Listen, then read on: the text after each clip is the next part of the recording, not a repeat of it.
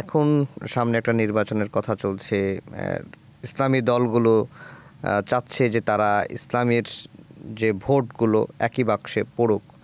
আপনি কার কি অবস্থান দেখছেন? সবাই কি আসলে সঠিক পথে আছে বা চলছে?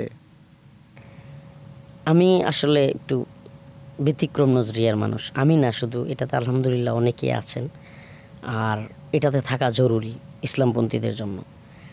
আমি গণতান্ত্রিক রাজনীতি দিয়ে ইসলামপন্থীদের বা ইসলাম কায়েমের দিন প্রতিষ্ঠার কথা যারা বলেন এটাকে বিশ্বাস করি না, এবং এটা সম্ভব না।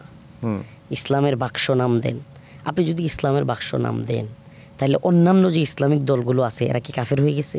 সেটাই।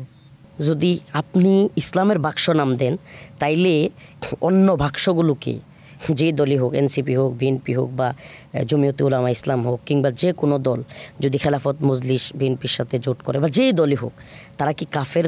মানে ইসলামের বাক্স একটা হইলে অন্য বাক্সটা কার?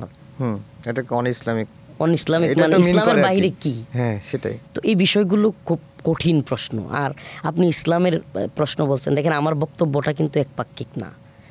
আমি অবশ্যই বলবো যে যারা এই কথাটা বলতেছেন তাদেরও কিছু বিষয় আছে। তারা বলে যে আমরা তো ইসলামপন্থী সরকার চাই, কিন্তু বিএনপিপন্থী যারা, তারা মানে সরাসরি বলে আমরা শরিয়া আইনের পক্ষে না, আমরা ইসলামপন্থী সরকার চাই না, এগুলো বলে। তারা এই জায়গা থেকে একটু বেটার এটা বুঝাইতে চায়, কিন্তু একটু বেটার বুঝাইতে গিয়ে আপনি যদি বলেন ইসলামের বাক্স, এখানে দিলে ইসলামের বাক্স, এখানে দিলে জান্নাতে যাবেন, এখানে দিলে এটা হবেন, এগুলো ইসলামের সাথে যায় না।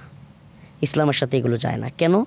কারণ আপনি যে ইসলামের রাজনীতির কথা বলবেন, তাইলে আপনি আপনার দলের লোগো থেকে আকিমুদ্দিন, দিন প্রতিষ্ঠা করো, এই লেখাটা বাদ দিলেন কোন কারণে? আপনি আল্লাহ শব্দটা বাদ দিলেন কোন কারণে? বলবেন আমরা তো আবার মানুষের সমালোচনার মুখে ফিরে নিছি। তো আপনি যে ফিরিয়ে নিলেন, এখনও পর্যন্ত বিদেশি রাষ্ট্রদূতদের সাথে মিটিং করলে তো ওই লোগোই দেখা যাচ্ছে, আপনার ওই লোগোটাই। তার মানে আপনারাও মডারেট রাজনীতিটা করতে চাচ্ছেন, পশ্চিমাদেরকে, আমেরিকা বা ভারতকে বুঝাইতে চাচ্ছেন যে আমরা কোনো ফান্ডামেন্টালিস্ট বা মৌলবাদী দল না, আমরা ইসলামপন্থী দল না, আমরাও এই নর্মালি গতানুগতিক রাজনৈতিক দলগুলোর মতো আমরাও একটা রাজনৈতিক দল। তো একদিকে এই পলিসি আপনি নিচ্ছেন, আরেকদিকে আবার জনগণের কাছে গ্রামগঞ্জে বা সব জায়গায় কোরআন প্রতিষ্ঠা করবেন, কোরআনের রাষ্ট্র বাস্তবায়ন করবেন, এই কথাগুলো বলতেছেন। এগুলো দ্বিচারিতা আমার কাছে মনে হয়।